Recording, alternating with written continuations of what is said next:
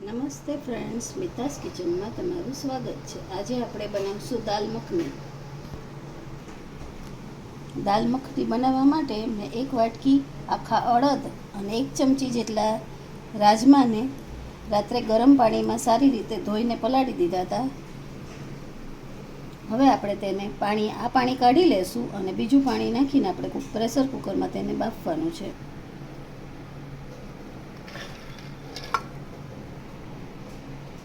હવે તેમાં આપણે પાણી નાખીશું.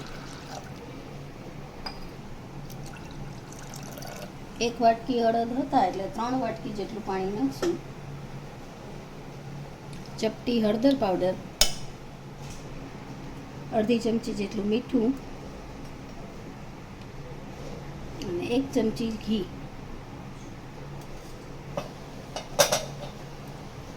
હવે આપણે કુકર બંધ કરી મીડિયમ ગેસ ઉપર આની 8 થી 9 વિસલ કરી લઈશું. આપણા અડદ અને રાજમા બફાઈ ગયા છે, ઓમ આખા છે અને ઓમ બફાઈ ગયા છે. હવે આપણે દાલ મખની વઘારવાની તૈયારી કરશું. સૌ પ્રથમ કઢાઈમાં ઘી મૂકશું.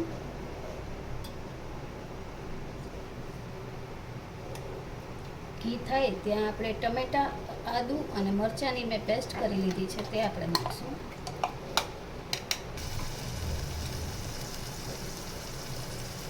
હવે આમાં મીઠું નાખશું. ટમેટામાંથી ઘી છૂટું ન પડે ત્યાં સુધી આપણે તેને સાતળીશું.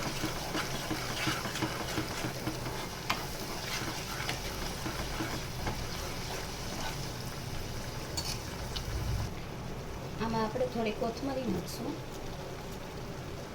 જેથી ગ્રેવીમાં કોથમરીનો ટેસ્ટ પણ સરસ આવશે.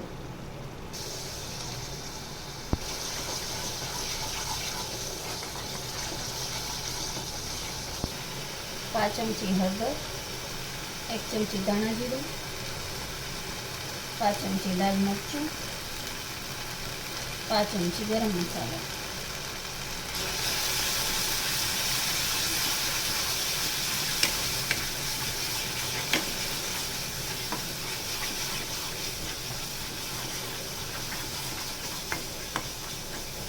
હવે આપણા ટમેટા કૂક થઈ ગયા છે. હવે આપણે તેમાં બાફેલી દાળ ને રાજમા નાખી દઈશું. આની સાથે થોડું પાણી પણ નાખશું.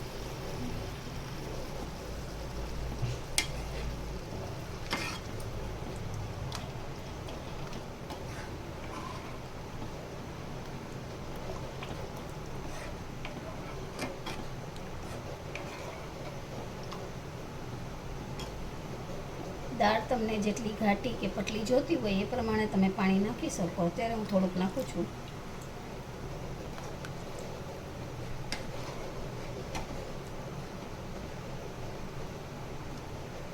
આ દાળને આપણે 10 થી 12 મિનિટ સુધી કૂક થવા દેવાની છે.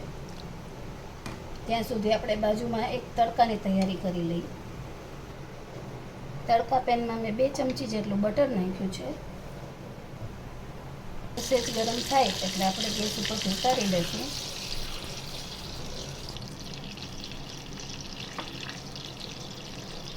તેમાં 5 ચમચી જેટલું કાશ્મીરી મરચું નાખશું. મિક્સ કરી અને આ તડકો આપણે દાળ ઉપર નાખશું.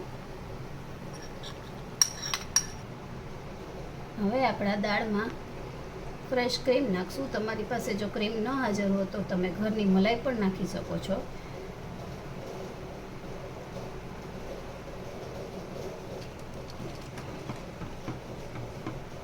હવે આને ધીમી આંચ ઉપર આપણે 10 થી 12 મિનિટ મલાઈ ને બટર ને બધાની સાથે કૂક થવા દેશું, જેથી આની ફ્લેવર ખૂબ જ સરસ આવશે.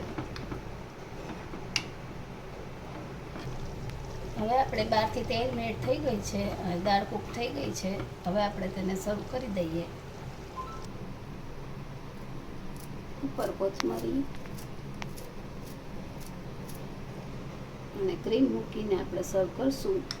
આ દાળને તમે જીરા રાઈસ, રોટી, પરોઠા કે નાન કોઈની પણ સાથે સર્વ કરી શકો છો. ટેસ્ટમાં ખૂબ જ સરસ લાગે છે અને રેસ્ટોરન્ટ કરતાં પણ સારી લાગે છે. જો તમને મારી આજની રેસીપી ગમી હોય તો લાઈક કરજો, શેર કરજો અને સબસ્ક્રાઈબ કરવાનું ના ભૂલતા.